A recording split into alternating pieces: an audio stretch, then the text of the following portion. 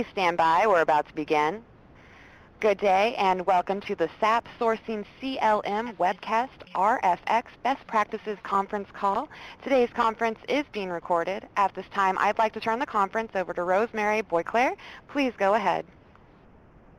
Thank you, Julie. I'm Rosemary Boisclair. I'm part of the Center of Excellence, and today we'll just be going through some best practices in terms of RFX. We'll focus a little bit on RFX questions, then we'll talk a little bit about question imports and how to make those a little bit easier to work with. We'll then talk about some line item imports and also how to make those a little bit easier to work with, and then just some general recommendations. So with that, we'll go ahead and get started. So just, of course, this is something that everybody knows, but just as a framework here, RFX questions are typically used to solicit information about your suppliers, and the intent is to help you qualify suppliers to meet your specific needs. And on those questions, basically you can set scoring methods, preferences, and weights on the questions to really help you help the system actually do some automatic scoring, and then help you to evaluate one response with another from the various suppliers that you're looking at. This slide points out the different types of RFX questions that are available to you, and basically the type of question really determines the type of response that you can expect from the suppliers.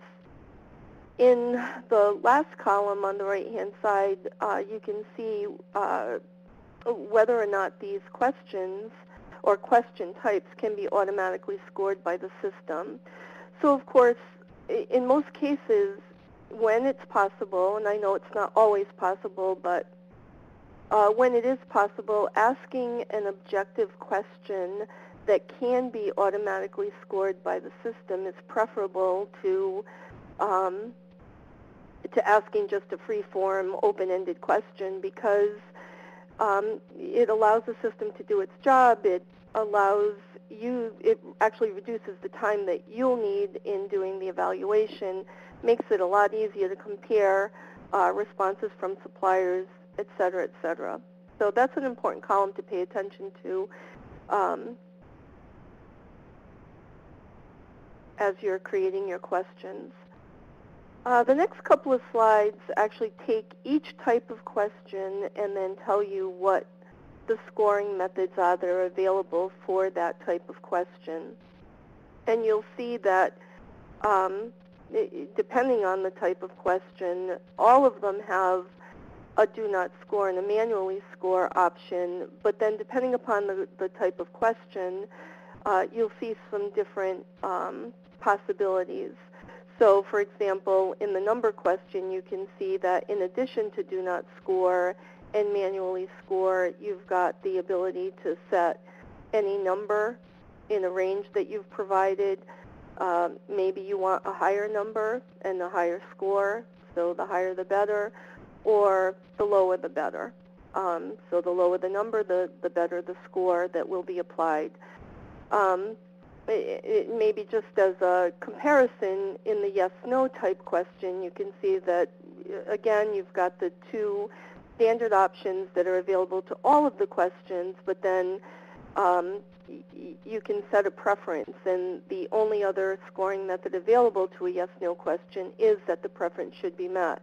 So if you ask, a specific question, for example, have you filed bankruptcy, your preference is that the supplier that you're evaluating hopefully has not. So your preference is no, you set the preference to no, and then the system evaluates the response against your preference to give it a score. And these are the rest of the question types, and again, the various types of scoring methods that are available. So it's kind of good to be familiar with what those scoring methods are that are available to you. So setting the scoring methods, again, objective questions can be automatically scored by the system, so it's an important consideration. Subjective questions, for example, a text-based question or an attachment question where the supplier is going to actually attach something in response to that question, those kinds of questions must be scored manually if they are to be scored at all. And then, as I've mentioned already several times, all question types can be set to do not score or to be manually scored. So creating objective questions is actually pretty helpful to you. So when you're looking at a qualitative question, one thing that you should do, if it's possible, and I know sometimes people are in a hurry to get an RFX pulled together and they don't take these steps, but I can pretty much assure you that if you take the time to look at your qualitative questions and see if there's a way to turn that qualitative question into a quantitative question, it will save you time in your evaluation because the system can do the automatic scoring. It's easier for you to do those comparisons, again, as I've already mentioned. So I've just given you an example. And I see these kinds of questions a lot as I work with our customers, where you might ask a question such as, please disclose any current or pending lawsuits. And that's actually a kind of common question. I won't read the whole thing, where you're trying to understand bankruptcy, you're trying to understand lawsuits, you're really trying to understand what's going on with that supplier. And one thing that you can do with a question like that is, instead of just immediately jumping into getting the details of current or pending lawsuits, you can turn that question into an objective question and, first of all, determine whether or not the company has any current or pending lawsuits. And then it's very easy for you to see a yes or a no response and very easy for the system to score it. And you can ask a follow-on question if you want to get additional details, but initially you at least are given the information that you really want to know, and that is whether or not the supplier has had any type of lawsuit in this particular case. So again, asking objective questions is going to help you to evaluate the responses. It's going to shorten the cycle time to do it, and it allows the system really to do its job. That's why you use a system like this. It's to take advantage of the functionality that it provides to help you kind of do these processes. And it also helps to remove some of the subjectivity in scoring from the process. So it's easy to read the response to a question from a supplier that maybe you have some already preconceived ideas about, and maybe not score it as objectively as you would want to. So you start to, your biases and things like that. As human beings, it's a, kind of a normal thing to happen, starts to come into your scoring. So this just kind of summarizes why you want to ask objective questions. Again, it lets the system do its job and does the automatic scoring. It reduces the cycle time with the evaluation and analysis. It increases the objectivity. It's easier for you to compare one supplier's response to another. And it's also easier for the suppliers themselves to respond, because typically objective questions are just clearer in what you're asking the supplier to do. In terms of applying weights to questions, this is an area that I see customers struggle with a lot, because they try to take this to a level of precision that I think sometimes is almost inappropriate for what we're trying to do here. So just a couple of first things that you really want to understand is what questions are really going to drive your decision as to whether a supplier is someone that you want to move forward with or learn more about. And understanding those questions that are going to help you make those kinds of decisions are the questions that you really want to put some heavy weights on. So the things that are really important to you. On the other hand, you also want to identify questions that you're asking because you need information. But they're really information that isn't going to affect your decision in one way or another. And in those cases, you can easily set questions to just not be scored. So the option is do not score, set it to that, and forget about it. You get the information that you need, but you're not worrying about trying to apply some type of weight to that type of question. And then lastly, the system does provide the ability to distribute the remaining weights, the remaining weight on the remaining questions that you want to score, but they're not as important as the ones where you're putting your heavy weights. And this is kind of a simple approach to working with questions and applying weights. And, you know, there are probably some in-between kinds of things that you can do if there's some other questions that maybe you want to put a little heavier weight on. So maybe you don't want the system to do everything in terms of distributing the weights for remaining questions. But it's a good place to start and to really see where you end up. And then, of course, if you need to change, you can adjust. But it gives you a simple way to actually apply the weights and not get too concerned about, you know, getting into a lot of minute weights on questions that are not that important. So just, again, some suggestions and just really summarizing what we've been talking about up to this point. If you have informational questions that don't impact your decision, set them to do not score and don't worry about them anymore. Structure your questions as objective questions whenever it's possible. Obviously, you can't always do that, but when you can, it's to your advantage. Think about your suppliers that have to respond to these questions. You need your suppliers. You want them to participate. That's how you get good information and run good sourcing processes.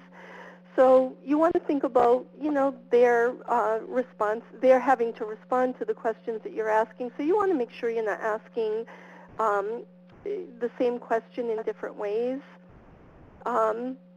You don't want to be asking, just kind of throwing the whole kitchen sink into an RFX and asking questions that really don't have any impact on your decision and really don't add a lot of value. And I bring these points up because I see this a lot where, you know, people go grab a whole bunch of questions together. They don't do a whole lot in terms of understanding whether the question is applicable to what they're doing, whether, you know, it's important for their process, and then they, you know, really end up with a mishmash.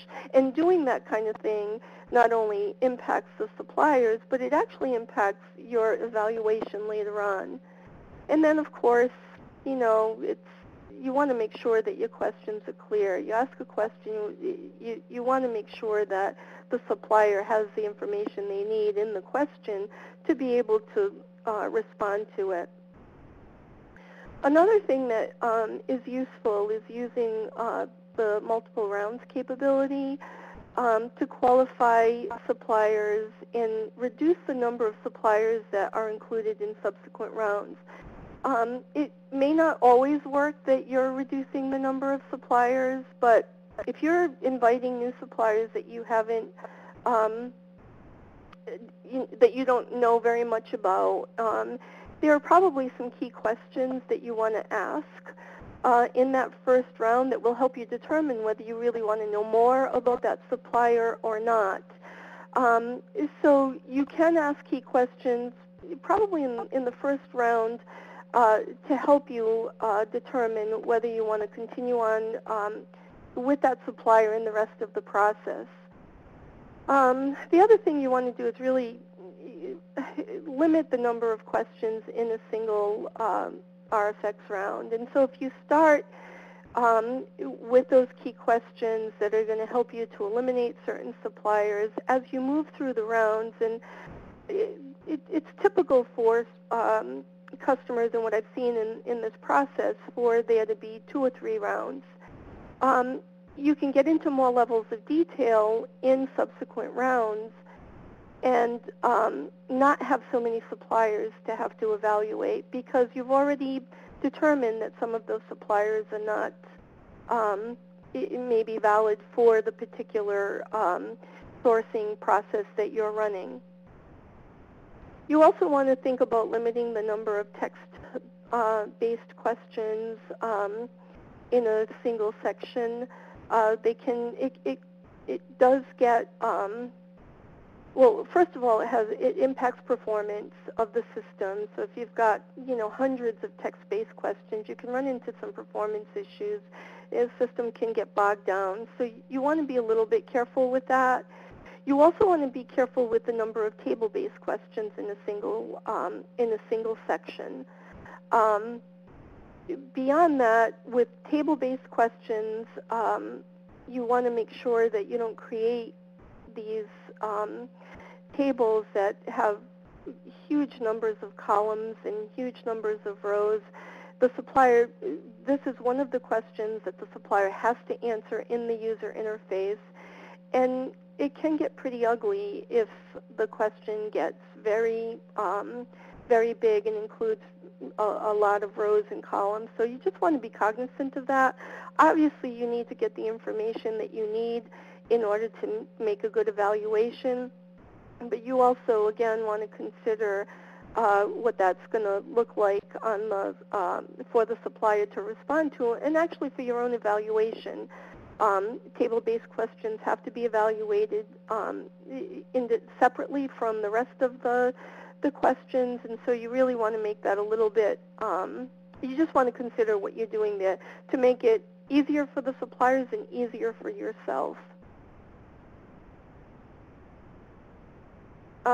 We're going to jump into importing questions and maybe how to do this in a way that makes it a little bit easier for you to actually create the entire import.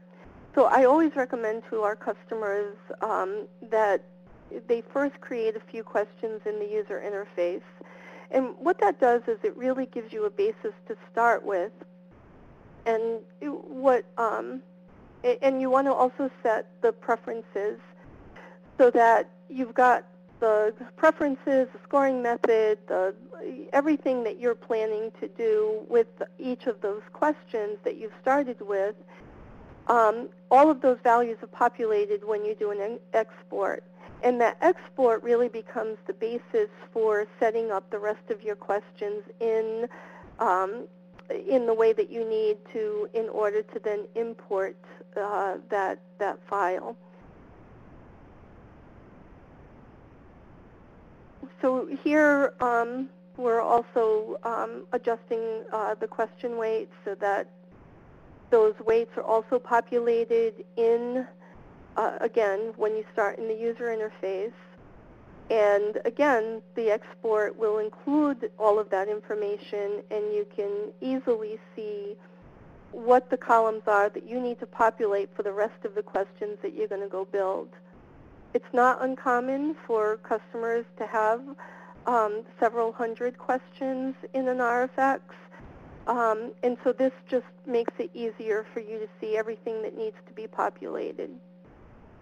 So this is just showing, 4 questions that I created in the user interface with all of the attributes, preferences, everything that I could establish in the UI, so that when I export, I can see clearly here all of the columns that have been populated, and can leverage this now to go add my other questions and to understand what columns I need to enter to make sure that I'm populating the import file, which is basically the file I just exported, with all of the information. So in this particular case, I added, just a couple of additional questions in a new section. And so upon importing that, now we see that we've got the two sections, not just the one, and we've got the two additional questions. So having that as a basis, having an export that you've started from the user interface as a basis for creating your import file basically will make it a lot easier for you to do all of your questions really in the Excel that you exported, and then re-import that to create the rest of your questions and sections. And typically this will lead to fewer errors, maybe no errors. And as you kind of get used to working this way, it just makes it a lot easier and faster for you to build your RFX questions for other events that you need to run.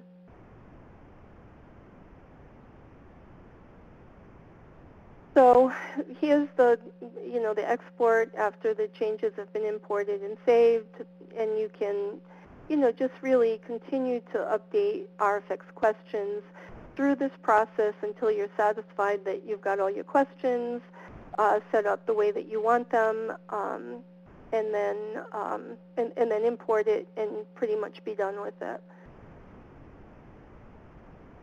The system does provide some useful tools. So looking at the overview page of the template, the RFX questions import template does provide some useful information that helps you to understand what each of the columns are all about.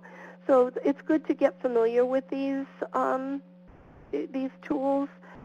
The second area is just the help documentation, actually that is available online in the sourcing system. Actually is pretty useful for this particular area. So leveraging that also can help you to just get a better understanding of what it is that you're doing with these questions. So I'm going to move on now to importing RFX line items and just talk a little bit about maybe making this a little bit easier for you. So before you actually start with the import, you want to go into document setup. You want to create the RFX, basically the shell, if you will. And you want to go add your Incoterms, if any line item specifications or supplier entered attributes that you might need. You want to add your pricing structure or set the pricing structure that you're planning to use. So those are just some fundamental things that you do in document setup. If you're using formula pricing, it's good to create the formula in the system also at this point while you're preparing, again, this shell that you're going to work with. And actually, even before you create the formula in the system, it's kind of good to work out the formula either on paper or in Excel or wherever it is that you're most comfortable in order to come up with the formula that you then want to go enter in the system. You want to have an idea of what that looks like. Then you want to create a couple of line items, maybe one or two. One is enough, really, but you can create a couple if you want in the user interface. And again, it's the exact same concept as what we talked about with questions. You really just want to set everything, that all of the columns with some data in them, so you can easily visualize in the export file what columns you want to populate in order to complete your line items. So here we exported, and we had two line items that were in that export. We added a new group, which I actually called new group here, and added a couple of additional line items. And here you can see the columns, again, that you want to populate. once you've done that, you can import the file, and now we've got the new group added here in the bottom half of the screenshot with all of the details that needed to be included. Once again, doing it this way is going to make it a lot easier for you to really see what columns need to be populated, and you'll just minimize and maybe even eliminate errors. It'll just make your experience of using these import templates a little bit nicer and a little bit easier to learn, I think. Again, just some tools that are available in the system for you. So the line items tab on the export, the overview tab actually on the export, and on the template has additional information explaining what the fields are, and it is useful to familiarize yourself with this. And again, the help documentation that's available within the system is also useful here and worth taking a little bit of time to understand various bits of information around creating formulas, around the pricing models and what they mean, et cetera, et cetera. So just good things to kind of use the tools that are available to you. And then finally, before we get into some questions, here we've just got some general recommendations. If you're working with table-based questions, the question actually has to be set up in the table-based questions library before you can use it in an import. So if it's a question that you're going to use on a regular basis in multiple RFX processes and things like that, it makes sense to actually set it up in the library, and then you can use it in the import file to create that question in the system in the order that you want it in. Without doing that, you can't use it in the import file. If it's a question that you're not going to use very often, or maybe it's just for this particular RFX, what you can do is actually place that question in the order that you want it in the import file, but put it in as a different type of question. And then what this will do for you is just put it in the right order so that you have it in the order that you want it. So you might want it in, a specific section and a specific number in that section. Doing it this way will help you to get it there, and then when you go into the user interface after you've done the import, you will have to go into that question, change the type to a table-based question, and add your columns and rows and things like that. So it's a little trick that I actually use, depending upon whether or not the question is actually something that can be put in the library and can be imported from the library.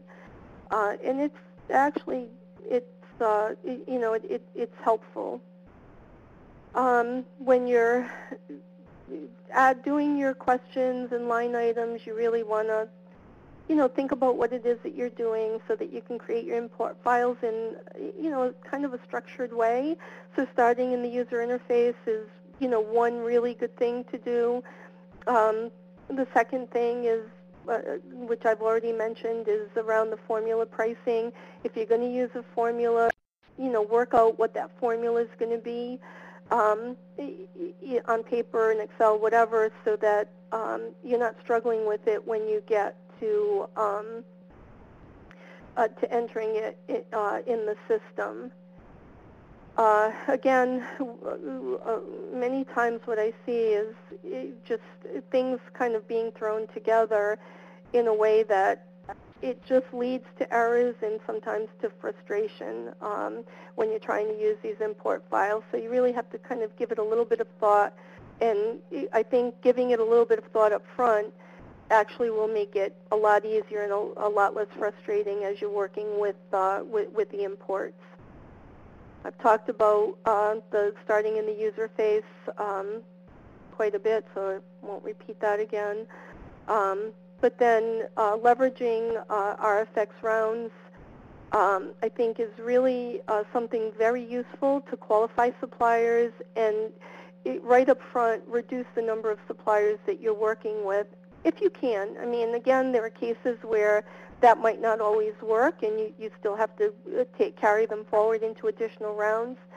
But it is kind of a proven method, if you will, of kind of eliminating some suppliers that, you know, good suppliers, but for that particular process are really not going to work out for you. And then you can get into additional detail and really start to dive into what you need from the suppliers with a much smaller set to work with.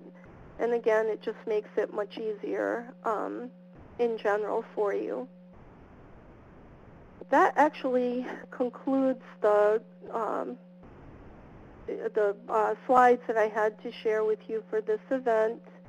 And Julie, I think we could probably open it up for questions at this point. If you'd like to ask a question, please signal by pressing *1 on your telephone keypad. If you're using a speakerphone, please make sure your mute function is turned off to allow your signal to reach our equipment.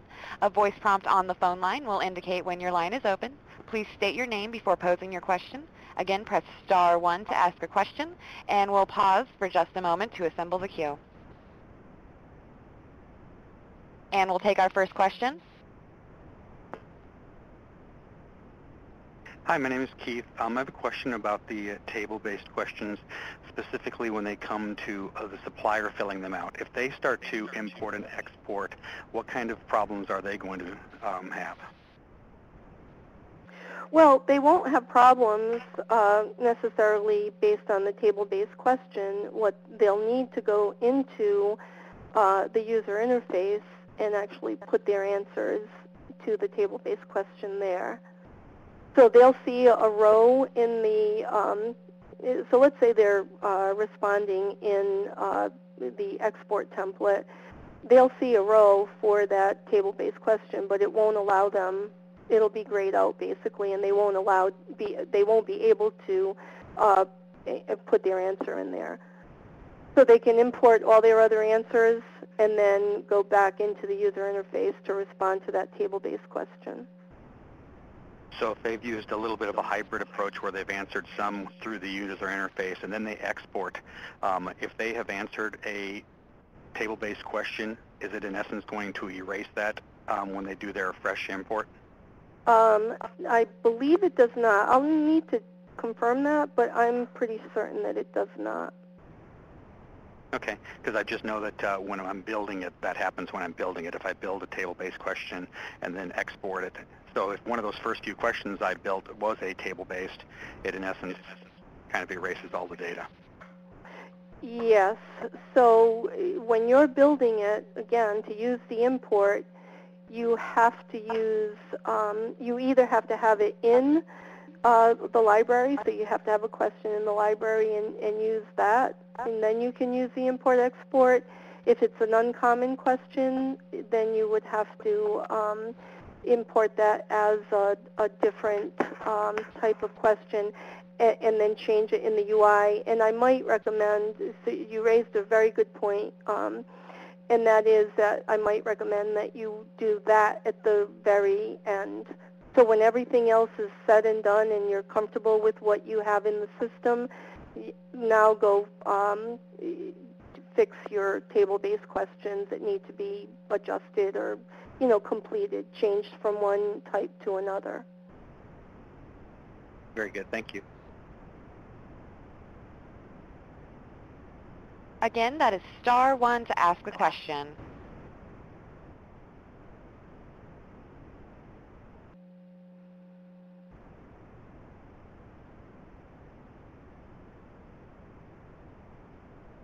At this time, there are no more questions on the phone line.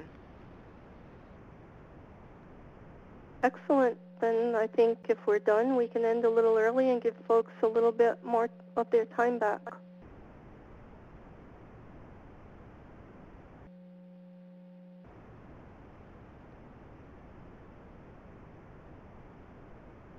This now concludes the presentation. Thank you for your participation.